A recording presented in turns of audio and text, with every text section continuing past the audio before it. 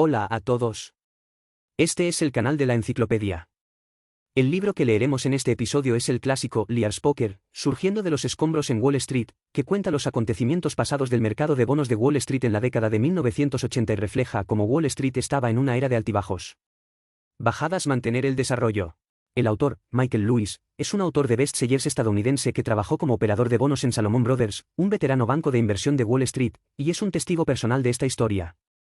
Antes de contar la maravillosa historia de Wall Street, primero echemos un vistazo al título del libro, Liar's Poker. ¿Qué significa? Es un juego de apuestas muy popular entre los comerciantes de los bancos de inversión de Wall Street. Cada participante sostiene un billete de $1 en la mano, se sienta en círculo y puja en el sentido de las agujas del reloj. Por ejemplo, puedes pujar 3-6, lo que significa que en los números de serie de los billetes de todos, el número 6 aparece al menos 3 veces. Si la siguiente persona vuelve a llamar, puede aumentar el número, como 3-7, o aumentar el número de veces, como 4-6, o elegir no confiar en él. Si todos expresan desconfianza en la oferta de una persona, el juego termina y todos muestran el número de serie del billete. Si la oferta de esta persona es correcta, entonces él es el ganador y todos pierden dinero para él. Si la oferta es incorrecta, entonces tiene que perder dinero para todos. Este juego parece simple, pero a los ojos de las élites de Wall Street, es más que un simple juego. En primer lugar, el juicio numérico de las ofertas implica cuestiones de probabilidad complejas y hay que completar los cálculos en muy poco tiempo. Juzgar el comportamiento de otros jugadores, ver a través de los demás y disfrazarse al mismo tiempo es más complicado que calcular la probabilidad. Entonces, este juego es en realidad el epítome del comercio de bonos de Wall Street. Entonces, ¿qué tiene que ver el comercio de bonos con la cultura de Wall Street? Desde la década de 1970 hasta la de 1980, lo más apasionante y animado de Wall Street fue el mercado de bonos. En ese momento, el mercado de bonos en Wall Street era diferente del mercado de valores. El mercado de valores estaba abierto y el sistema de cotización era transparente, pero una gran cantidad de transacciones enormes en el mercado de bonos estaban descentralizadas, opacas e incluso completadas de una sola vez. En 1. La información está en manos de los comerciantes, quienes deben juzgar con precisión los precios y también deben competir con sus oponentes en una batalla de ingenio y coraje. De esta manera, Liar's Poker se convirtió en el mejor pasatiempo para que los comerciantes perfeccionaran sus habilidades y se convirtió en un símbolo de la cultura de Wall Street de esa época. Después de graduarse de la universidad, el autor se unió a Salomon Brothers, un banco de inversión especializado en el comercio de bonos, que fue pionero en el mercado de bonos hipotecarios residenciales y se convirtió en un superdepredador en Wall Street. En ese momento, los jóvenes recién graduados querían ir a Salomon Brothers. Después de trabajar durante 2 años, podían recibir ofertas de otros bancos de inversión con un salario anual de al menos $500,000 estadounidenses. Después de 4 años, sus ingresos anuales fácilmente podrían aumentar. Alcanzar el $1.000.000 antes de impuestos.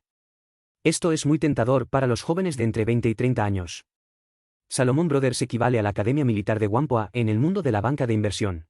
Sin embargo, Salomon Brothers se perdió la nueva ola de locura por los bonos basura, junto con feroces luchas internas y fuga de cerebros. Rápidamente pasó de la prosperidad al declive y finalmente se fusionó y adquirió, lo cual es lamentable.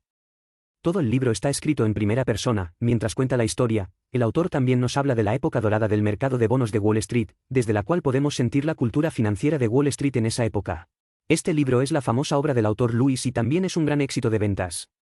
Una vez fue calificado por Forbes como uno de los 20 libros de negocios más influyentes del siglo XX. También es una lectura obligada para muchos. Escuelas de negocios en Estados Unidos. A continuación, utilizamos 3 historias para revelar la cultura financiera de la época dorada del mercado de bonos de Wall Street. La primera historia trata sobre el desarrollo y crecimiento de los bonos hipotecarios de Louis Ranieri, el padre de los bonos hipotecarios. ¿Echemos un vistazo a los secretos del mercado de negociación de bonos? La segunda historia es la historia del maestro comercial Alejandro. Echemos un vistazo a las habilidades comerciales del mercado comercial. La tercera historia es la historia de la prosperidad y el declive de Salomón. Echemos un vistazo al proceso de las grandes olas en Wall Street. Primera parte. Primero, escuchemos la historia de Louis Ranieri y veamos qué hay detrás de la historia de los bonos hipotecarios.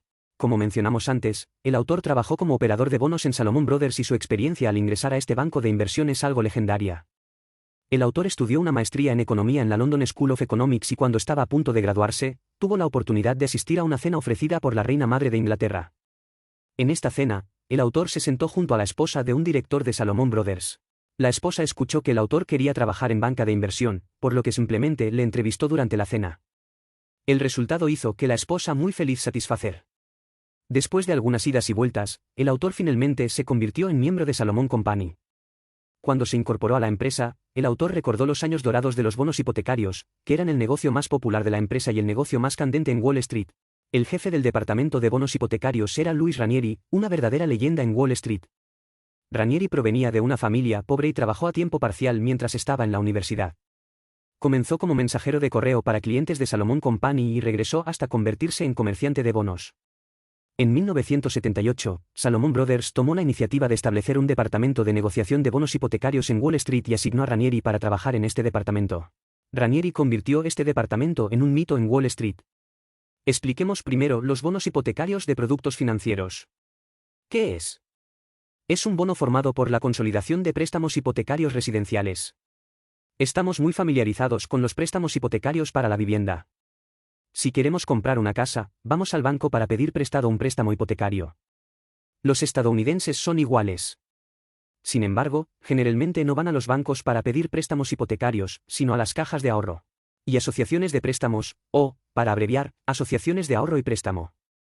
Con el desarrollo de la economía estadounidense, cada vez más personas piden préstamos hipotecarios, y la escala de préstamos hipotecarios pendientes en manos de asociaciones de ahorro y préstamo también es cada vez mayor. A finales de la década de 1970, era cercana a $1 billón estadounidenses, superando el mercado de valores de EU en ese momento la capitalización total del mercado. Verá, $1 billón estadounidenses es un mercado enorme, pero otros grandes bancos de inversión de Wall Street no creen que haya grandes oportunidades en este mercado. Ya sabe, hay de 4 a 5 mil asociaciones de ahorro y préstamo en los Estados Unidos. Es demasiado fragmentado. Los contratos están dispersos en las casas de millones o decenas de millones de residentes, y los montos de los contratos, las tasas de interés y los años de reembolso varían ampliamente. Para Wall Street, que valora la eficiencia, tal negocio es imposible. Sin embargo, Salomon cree que las hipotecas con atributos similares se pueden combinar en un solo producto financiero. ¿Cómo hacerlo? Por ejemplo, puede acumular miles de contratos de préstamos hipotecarios en una determinada ciudad y sus tasas de interés anual son todas del 12%.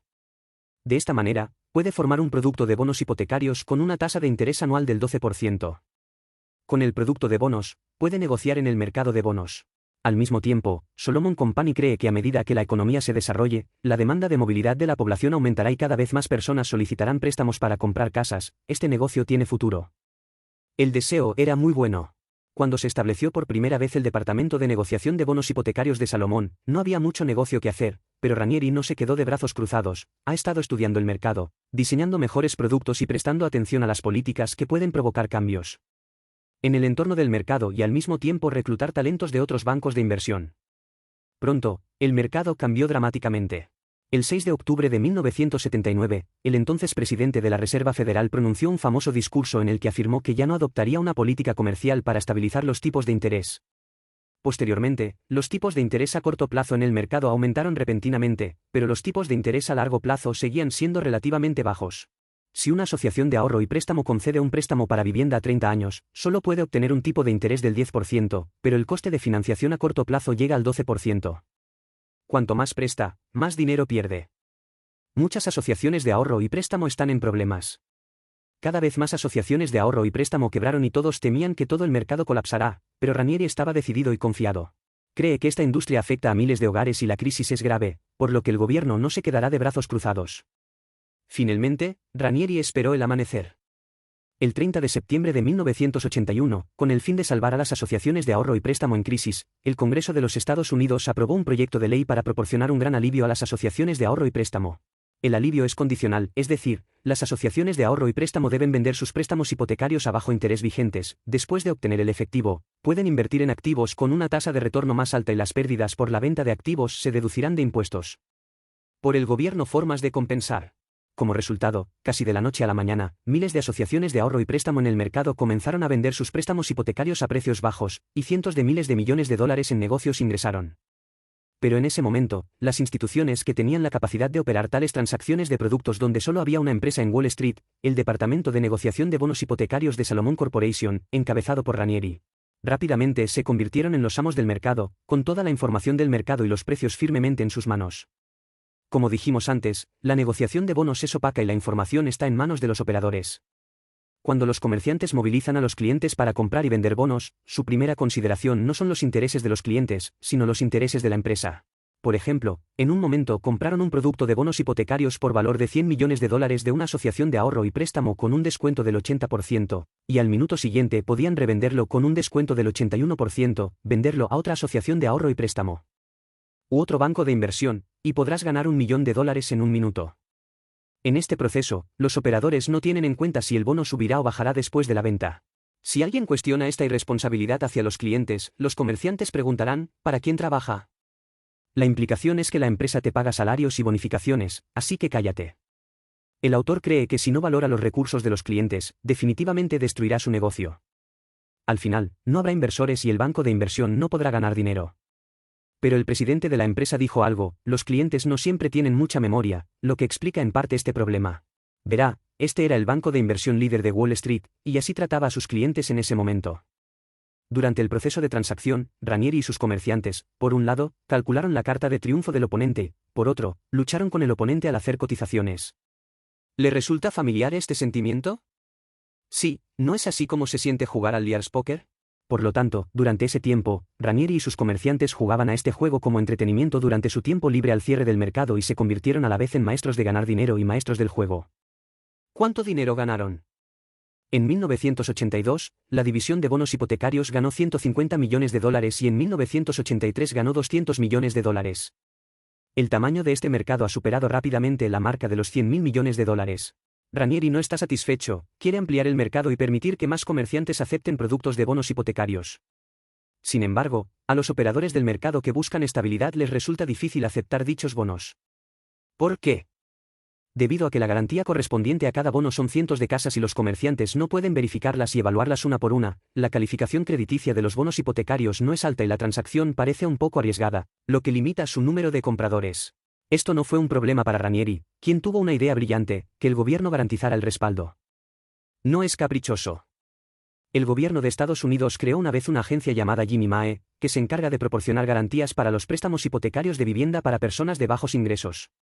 De esta manera, se mejora la calificación crediticia de las hipotecas. Esto puede verse como un beneficio para las personas de bajos ingresos. Personas con ingresos económicos, que cubren aproximadamente el 15% de los compradores de viviendas en Estados Unidos. Ranieri tiene una idea ambiciosa: quiere ampliar la cobertura de las garantías estatales a todos los préstamos hipotecarios para la vivienda, de modo que se solucione por completo el problema crediticio de los bonos hipotecarios. Esta vez, Ranieri no tuvo políticas pasivas. Utilizó diversos recursos para presionar repetidamente al gobierno. Finalmente, el gobierno de Estados Unidos se convenció y creó dos nuevas agencias para proporcionar garantías para los préstamos hipotecarios que no eran elegibles para Ginnie Mae.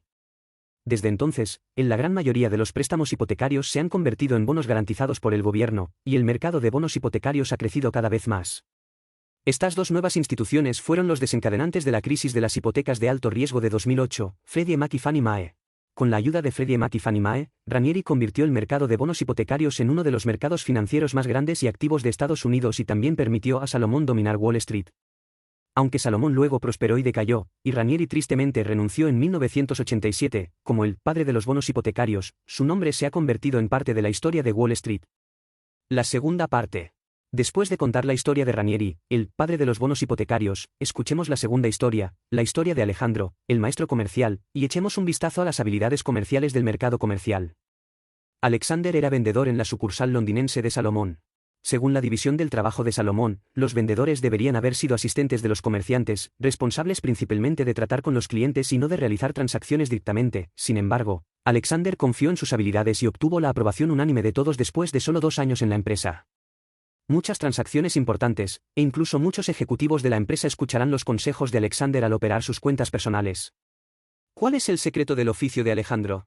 En ese momento, después de ingresar a la compañía Salomón, el autor de este libro fue enviado a trabajar a la sucursal de Londres. Afortunadamente, aceptó la guía de Alexander. Descubrió los 2 secretos para que Alexander se convirtiera en un maestro del comercio. Simplemente, uno se llama ve contra todos y el segundo es piensa unos pasos más que los demás. Permítanme hablar primero del primer punto, confrontar a todos. Esta rutina también se llama método inverso entre los comerciantes. Si todos los inversores hacen lo mismo, Alexander irá en contra de todos y hará lo contrario. Suena fácil, pero en la práctica, pocas personas no pueden seguir a la multitud y apegarse a sí mismas. ¿Por qué esto es tan? Alexander descubrió que esto está relacionado con la mentalidad humana de rebaño. Cuando todo el mundo se apresura a comprar o vender, pocas personas están dispuestas a ser independientes y atípicas, y pocas personas son inmunes a la influencia de los demás. Al mismo tiempo, esto está relacionado con el modelo de incentivos de muchas instituciones financieras. Si un comerciante opera de la misma manera que la mayoría de las personas, incluso si pierde dinero, será fácil de explicar, porque todos lo hacen de esta manera, pero si un comerciante actúa de forma independiente, una vez que pierde dinero, soportará más culpa y presión. ¿Por qué debería ir en contra de todos? Por lo tanto, la gran mayoría de las personas, incluidas las personas inteligentes de Wall Street, incluso si están de acuerdo en el fondo de su corazón en que el método inverso es razonable, no pueden hacerlo en el comercio real. Hablemos de un caso clásico de Alejandro. Durante un tiempo, Farm Credit estuvo al borde de la quiebra, los inversores huyeron presas del pánico y los precios de los bonos se desplomaron. Sin embargo, Alexander creía firmemente que Farm Credit Corporation, con un valor total de $80.000 millones, concedía préstamos a los agricultores estadounidenses. Una vez quebrara, causaría graves problemas sociales y políticos, y el gobierno nunca se quedaría de brazos cruzados. Por lo tanto, compré inquebrantablemente bonos corporativos a precios bajos y pronto esperé a que el gobierno viniera a rescatarme y ganara mucho dinero. Hablemos del segundo punto, piensa unos pasos más que los demás. Alexander le dijo al autor que si hay algún tipo de caos importante, como una caída del mercado de valores o un desastre natural, no debe limitarse a los intereses actuales y las operaciones de inversión, sino que también debe considerar el segundo y tercer paso. Por poner otro ejemplo, el 26 de abril de 1986 explotó la central nuclear de Chernóbil, en la antigua Unión Soviética, provocando una grave fuga nuclear. En ese momento, la mayoría de los inversores se centraban en empresas de energía atómica y vendían apresuradamente acciones y bonos, lo que fue lo primero que pensó la mayoría de la gente. Pero Alexander no fue tan simple y grosero. Pocos minutos después de enterarse de la noticia, ya había ayudado a sus clientes a comprar futuros de petróleo crudo. Se dio cuenta de que la reducción de la oferta de energía atómica conduciría directamente a un aumento de la demanda de fuentes de energía tradicionales, empezando por el petróleo crudo. Cuando más gente pensó en esto, el precio del petróleo crudo comenzó a dispararse y Alexander hizo una fortuna. A esto se le llama pensamiento de segundo paso. Si crees que el pensamiento de Alexander solo llega a este nivel, estás equivocado, él también tiene un tercer nivel de pensamiento. Después de terminar sus operaciones petroleras, comenzó a comprar grandes cantidades de futuros de cereales estadounidenses sin parar. ¿Cuál es la razón para esto? Alexander se dio cuenta de que, además de las limitaciones energéticas, la gente también se preocuparía por la lluvia radioactiva que contaminaría los alimentos europeos, en cuyo caso el precio de los alimentos estadounidenses no contaminados aumentaría. De esta manera, donde nadie esperaba, completó otro buen negocio que le generó dinero. Por supuesto, un caos tan grande no es común en la vida diaria, pero si está preparado con anticipación y entrena sus habilidades de pensamiento, es posible que pueda aprovechar la oportunidad de ganar mucho dinero cuando ocurra el caos. Esta era la técnica comercial de Alexander, el principal maestro comercial de Salomon Company en ese momento, que se puede resumir en dos frases: una es ir en contra de todos y la segunda es pensar unos pasos más que los demás. La tercera parte. Finalmente, escuchemos la tercera historia, la historia de la prosperidad y la decadencia de Salomón, y veamos qué iluminación puede traernos este proceso. Como dijimos antes, aprovechando los logros de Ranieri en el mercado de bonos hipotecarios, Salomón dominó Wall Street en los primeros años de la década de 1980, eclipsando incluso a bancos de inversión establecidos como Goldman Sachs y Morgan Stanley. El número de empleados de la empresa ha aumentado espectacularmente, de 2.000 a 6.000, y el número de valores mantenidos durante la noche en las cuentas de la empresa supera cada día los $80.000 millones. Al presidente de la empresa incluso se le llama el rey de Wall Street. En aquel momento, la sala de operaciones de la empresa tenía un tercio del tamaño de un campo de fútbol y estaba llena de comerciantes, y los espacios entre las mesas ni siquiera eran lo suficientemente grandes como para que dos personas pasaran una al lado de la otra. Cuando se completa una transacción, el altavoz suena inmediatamente, y fulano de tal ha ganado mucho dinero para la empresa. Es una escena muy animada. En el departamento de negociación de bonos hipotecarios de Ranieri reinaba un ambiente alegre y fanático, se crearon récords de glotonería sin precedentes y algunos comerciantes lograron tragarse una pequeña pizza de un solo bocado. Después de salir del trabajo, se subían a los helicópteros y volaban al casino para jugar toda la noche. Al día siguiente regresaban a tiempo a la empresa y seguían influyendo en el mercado. Pero los buenos tiempos no duraron mucho y Salomon Company pronto empezó a decaer, su cuota de mercado se desplomó y su equipo de comerciantes también se vino abajo. ¿Por qué hay tal resultado? Una de las razones es que, como se mencionó anteriormente, el flujo de talentos en Wall Street es demasiado frecuente. Los operadores de Salomón son muy populares y son cazados uno por los precios más altos que ofrecen otros bancos de inversión. Otra razón puede ser más importante: en la nueva ronda de innovación en Wall Street, se han quedado rezagados. El producto principal de esta ronda de innovación son los bonos basura. Los bonos basura son bonos que, según las agencias de calificación crediticia, es posible que no se paguen en absoluto, son muy riesgosos y rara vez se les ha prestado atención. Sin embargo, el legendario Michael Milken de Drexel y Co., otro banco de inversión de Wall Street, descubrió el valor de los bonos basura. Después de una investigación, Milken concluyó que el sistema de calificación crediticia, que se basa principalmente en datos históricos, es defectuoso y es probable que subestime el valor de la empresa y exagere los riesgos. De hecho, el riesgo de muchos bonos basura no es alto y el precio es muy bajo. Cuando la empresa emisora de bonos sale del problema, estos bonos basura comprados a precios bajos pueden generar enormes ganancias. Milken descubrió el valor de los bonos basura y no solo invirtió audazmente, sino que también instigó con éxito más y más dinero para invertir en este nuevo mercado con mayores riesgos y mayores recompensas. Llegaron decenas de miles de millones de dólares y el mercado de bonos basura creció cada vez más, robándole lentamente el protagonismo al mercado de bonos hipotecarios. No hay secretos en Wall Street, y pronto un banco de inversión tras otro aprendió este último estilo de juego. Tomemos como ejemplo a First Boston, solo en 1987, ganó $385 millones con este negocio.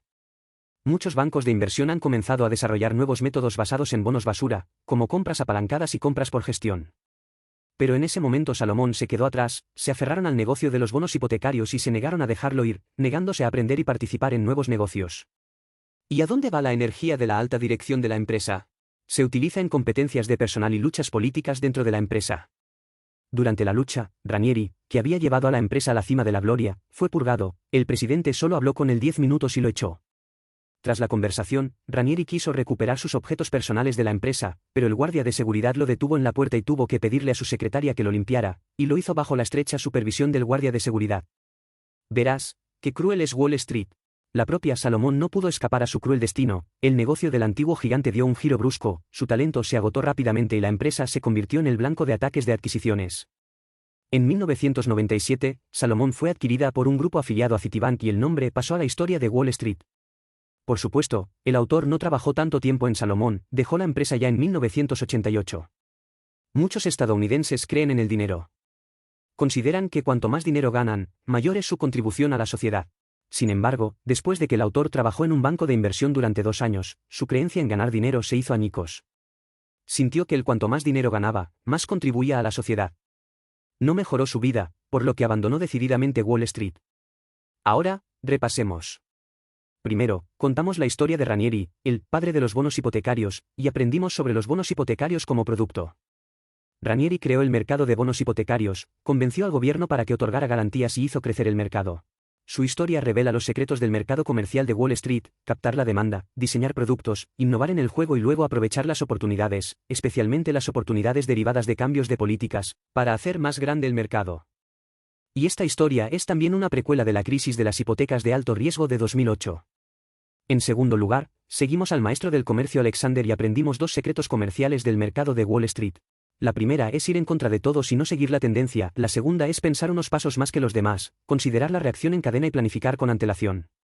Finalmente, revisamos la historia del ascenso y caída del gigante de Wall Street, Salomon Corporation, quien lideró esta ronda de innovación en el mercado de bonos hipotecarios, pero fue conservador y quedó rezagado en la nueva ronda de innovación en el mercado de bonos basura, y fue eventualmente eliminado por el mercado. La innovación es la reina, las grandes olas se llevan la arena y solo el dinero nunca se detiene, esta es la cultura de Wall Street. ¿Qué iluminación nos aportan las historias anteriores? En mi opinión, se pueden resumir 4 puntos. Primero, la esencia de las transacciones financieras es que compradores y vendedores tienen juicios inconsistentes sobre el precio de los productos financieros, lo que crea una demanda de intercambio. Después de que la Asociación de Ahorro y Préstamo otorga préstamos para vivienda a los compradores de viviendas, estos necesitan convertir los contratos de préstamo que tienen en sus manos en efectivo y ampliar la escala de los préstamos, por lo que existe una necesidad de financiación. En nuestra historia, Salomón y Ranieri aprovecharon esta necesidad. Se diseñó un producto de bonos hipotecarios y luego se creó un mercado de negociación aprovechando las diferencias en el entendimiento entre los diferentes actores sobre los precios de los bonos, y se obtuvieron enormes ganancias del proceso de negociación. Este es el secreto del Liar's Poker, el secreto que creó el mito de la riqueza en el mercado de bonos hipotecarios y el secreto de Wall Street. En segundo lugar, Wall Street ha podido mantener el desarrollo a pesar de los altibajos del mercado, en gran medida porque prestan mucha atención a las políticas. Esos grandes bancos de inversión con ojos atentos prestan atención a varios factores que pueden afectar al mercado. Incluso en un país como Estados Unidos que anuncia una economía de libre mercado, los factores de política gubernamental afectarán gravemente al mercado de inversión. En nuestra historia, la clave de Ranieri para abrir el mercado de bonos hipotecarios es aprovechar los dividendos de las políticas. La Reserva Federal renunció al control de las tasas de interés, las tasas de interés a corto plazo en el mercado se dispararon, las asociaciones de ahorro y préstamo tuvieron dificultades para operar y el Estado proporcionó incentivos fiscales para alentar a las asociaciones de ahorro y préstamo a listar préstamos para comercializar. Reacciones en cadena, el mercado de bonos hipotecarios no habría despegado. Más tarde, Ranieri presionó al gobierno para que otorgara garantías crediticias para los bonos hipotecarios, lo que fue un caso clásico de búsqueda proactiva de dividendos políticos. En tercer lugar, la innovación es la vida de Wall Street. Wall Street reúne a las mentes más inteligentes y los corazones más codiciosos. La competencia entre los bancos de inversión es extremadamente cruel y el flujo de talentos está cambiando rápidamente. Solo podemos seguir llevando a cabo innovaciones financieras, diseñar más productos y jugabilidad, aprovechar más necesidades de financiación. Y atraer más comerciantes puede liderar el mercado. Ya sean bancos de inversión establecidos o celebridades, es posible que pronto sean eliminados por el mercado y olvidados por la historia. En Wall Street, el ritmo del dinero nunca se detiene. Solo mediante una innovación constante podremos seguir el ritmo del dinero y el ritmo de Wall Street. En nuestra historia, Salomón tuvo éxito porque lideró la innovación y decayó porque no logró mantenerse al día con la innovación. Cuarto, la innovación en sí misma tiene dos caras. Por ejemplo, para abrir el mercado de bonos hipotecarios, Ranieri presionó al gobierno de Estados Unidos para que creara Fannie Mae y Freddie Mac para que proporcionaran garantías gubernamentales para los bonos hipotecarios. Esta fue una gran innovación, pero ya ha sentado las bases para la crisis de las hipotecas de alto riesgo de 2008. Existe un peligro oculto, porque la forma en que estas dos instituciones brindan garantías es cobrar las tarifas de garantía. Cuanto peores son los bonos, mayores son las tarifas. Una vez que se paga una hipoteca, las tarifas de garantía de todos se utilizan para compensarla y el resto se convierte en ganancias. Este tipo de juego suele estar bien, pero cuando la economía fluctúa a gran escala y un gran número de préstamos hipotecarios incumplen al mismo tiempo, esta tarifa de garantía no puede tapar el agujero y los bonos se convierten en deudas incobrables. Mantener estos bonos la liquidez será escasa y las fichas de dominó caerán una tras otra como fichas de dominó. Esta es la verdad sobre la crisis de las hipotecas de alto riesgo de 2008. No es de extrañar que todo el mundo acuse a Wall Street de sembrar las semillas de la crisis financiera a través de su llamada innovación financiera, impulsada por intereses lucrativos. Este es el final de este programa. ¿Cuáles son sus diferentes opiniones al respecto? Bienvenido a dejar un mensaje para discutir con todos. Oye, si te gusta nuestro canal, suscríbete. Jaja, ¿recuerda que te gusta?